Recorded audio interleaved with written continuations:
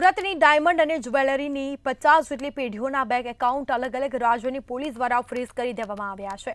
આ સાથે જ બેંક એકાઉન્ટ ફ્રીઝ કરી દેવાતા 500 કરોડ રૂપિયા ફસાયા હોવાને લઈને ડાયમંડ વેપારીઓની ચિંતા વધી। તેમજ આ સમગ્ર મામલે હાલ ડાયમંડ ઉદ્યોગકારો દ્વારા કેન્દ્રીય મંત્રી CR પાટીલ સમક્ષ રજૂઆત કરી છે। દિવાળીના સમયે સામે આવેલી આ સમસ્યાને સમાધાન કરવા માટે HM અને FMને પણ રજૂઆત કરવામાં આવશે।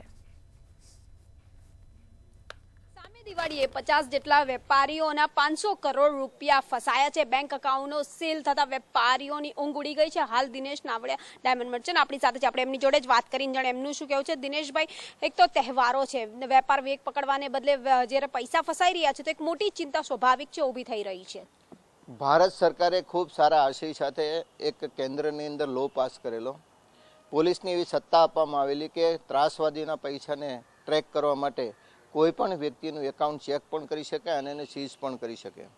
પરંતુ અત્યારે ભારતની અંદર અનેક રાજ્યોની અંદર આનો ખોટો દુરુપયોગ પોલીસ ડિપાર્ટમેન્ટ પર દ્વારા થઈ રહ્યો છે। આવી જ એક ઘટના સુરતના 50 કરતાં વધારે વેપારીઓ સાથે અત્યારે બની છે।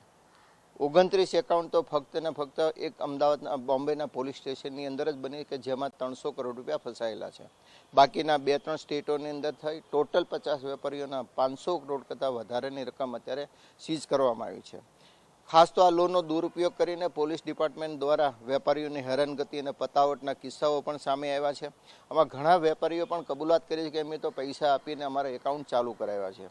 તો આ જે ઘટના બને છે એ ઘટનાને તાત્કાલિક રોકવા માટેની અમે ગઈકાલે સાંસદ શ્રી CR પાટીલ સાહેબને રજૂઆત કરીને યોગ્ય જગ્યા પર ખાસ કરીને HM અને FMની સામે રજૂઆત કરવા માટેની અમને ખાતરી આપી છે અને વેપારીઓએ આજે એમની ડોક્યુમેન્ટ્સ તૈયાર કરીને CR સાહેબને અમે ફાઇલ સુપરત કરવાના છીએ।